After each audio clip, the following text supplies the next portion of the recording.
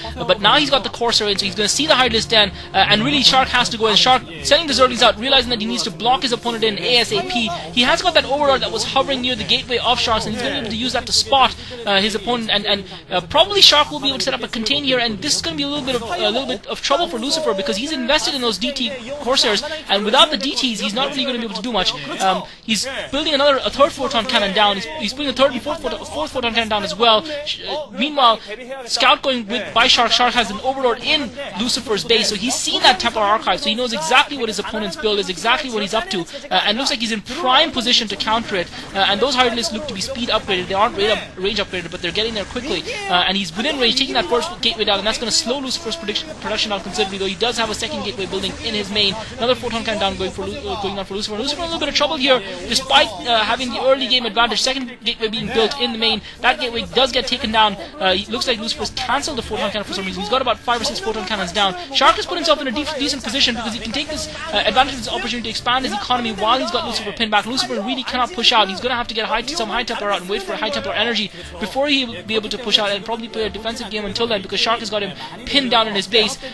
Meanwhile, Shark can continue to improve his economy. So Shark in a very strong position, and this map, which is Tiamat, looks like it is going to be an interesting map for the coming season, and you can certainly see early indications allowing the Zerg player to box the Terran player, and I think we'll see a lot of Zerg players going for that sort of strategy from now on. Third and fourth gateway being built for Lucifer now, and Shark really in a very strong position. Lucifer having done little to no damage with those Corsairs, Shark's economy virtually unchecked.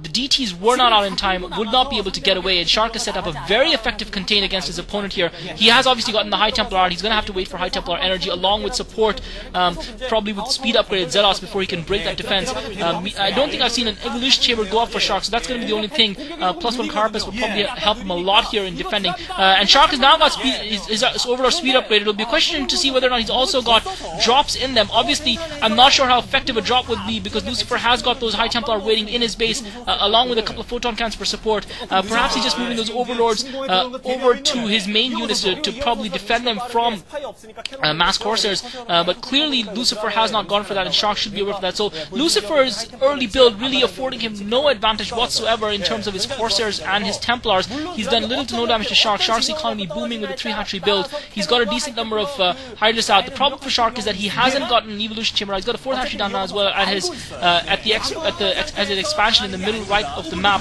just west of his natural expo, and looks like he's trying to get a drop in, but Lucifer patrolling that with the 1 Corsair, warding off that drop, so Shark not able to get the drop in. He was hoping to try and distract Shark with his forces, make him pull his units, hoping to distract Lucifer, make him pull his units back. Robotics facility now up as well for it looks like Shark is actually going to be able to get the drop in. He's got about 4 or 5 Overlords in there. The problem is they're going to get stormed, as well as Photon Cannons attack. He's doing a simultaneous attack, attacking Shark's natural expo as well as his main. And looks like it wasn't dropped. Looks like it was merely a diversion tactic. Either he didn't have any units in that. He has gotten a couple of lurkers in within range of those Photon Cannons, but I think Lucifer's defense is strong. I think Lucifer's defense is old. I think Shark is going to have to play for a little bit of a longer game. He's going to have to try and Shark once again going in, trying to get some leverage, trying to get another storm going off, and he's going to be forced to pull those Hydralisks back. He managed to pick off another Photon Cannon. He's within range of that pylon. If he can take that pylon down, that's going to hurt massively. If he needs to try and focus that pylon. Obviously he's not aware that Lucifer doesn't have another pylon backing up those Photon Cannons. If Shark had taken that pylon down,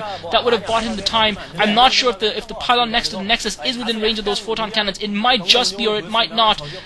Lucifer's defenses hold. He's in a decent position here. Shark didn't really take advantage of his containment to build up larger forces. He's now focusing that Photon Cannon down, that Forge down, which is researching, and if he can do that, that's going to hurt his opponent big time.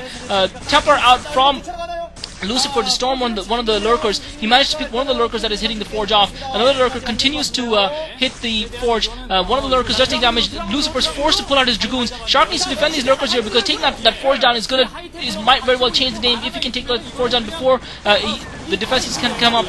Once again, Shark moving in with the Hydralisk, forced to move back by an incisive storm. That Forge survives, and really I think Shark should go in and take that Forge down before that research completes, and that will really hurt his opponent big time. Shark putting on another couple of hatcheries at that expo in the middle of the map, really continuing to focus on building a large number of military units in order to keep his opponent pinned back. Trying to get another lurker in within range of that forge. Unfortunately, that lurker was within range of the photon cannons. He's now attacking one of the dragoons, and again Shark committing himself. Storms going off all over the place. All of Shark's units coming under the storms. He's not able to take that forge down. He really needs to focus the forge, I feel, rather than focusing his opponent's defenses. But that forge continuing to... It looks like it actually stopped spinning, so he might have actually completed his research.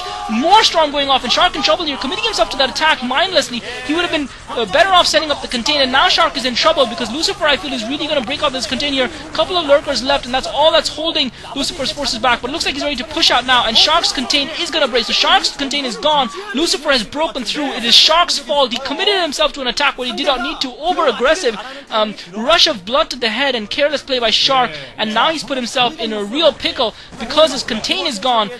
He doesn't have tech. Lucifer's research is completed, and Shark really has not really improved his economy too much either. You can see very few drones at that third exploit, and he hasn't taken the advantage. I think he would have been better off going for the contain and expanding and controlling the map and just starving his opponent resources and taking the eventual win. He went for the quick fix, went to try and finish the game off, and now I don't see a way back in this game for Shark. He's got a decent sized ground force, but Lucifer's got a very strong ground force on the ground. He's got lots of Archons as well, and High Templar. The Zealots are not speed upgraded as yet, but Lucifer is in a very strong position. I think he's going to take this game now. I don't think Shark is going to be able to defend this. He doesn't have lurkers left, and he doesn't really have anything left, and he really should have just continued to contain his opponent. Instead, he went in with Hydralisk and Zerglings against a massively, heavily defended Protoss fort, and just bashed. It was just like water breaking on walls, breaking on rocks, and unfortunately for Shark, eventually you can wear the rocks down, but in the short term the water loses the battle. So now Shark on the retreat against Lucifer's massive superiority of forces,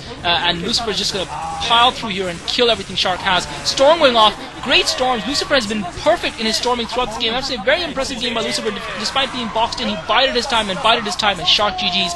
Shark loses, Lucifer wins. Great play by Lucifer. Poor play by Shark. He had that game by the scruff of its neck. He had it in his control. He had victory in sight, and he threw it away. So Shark, surprisingly, in one game his over-aggressive tendencies got him through, in another it's lost him. It'll be interesting to see how he copes in the loser's final in Game 5 versus whoever makes it out between Nada and Goodfriend. But he's out for now. So Lucifer making it through, and looks like an exciting Protoss player. Seems to have a fairly complete game of StarCraft in his armory. Was able to cope very well under pressure. It'll be interesting to see how he continues to progress in the tournament. This is Klazart, guys. Thanks for listening. That was a great game of StarCraft. 예, 많은 팬들들이 바랐던 그 이용호 선수의 미소를 아쉬움 없이 보게 됐습니다. 자, 그래서 만약에 이 이용호 선수가 이주동 선수와 맞붙으면 대2면이 가는 것이죠. 자, 일단 이용호 선수는 대2주동 전만 준비하면 됐습니다.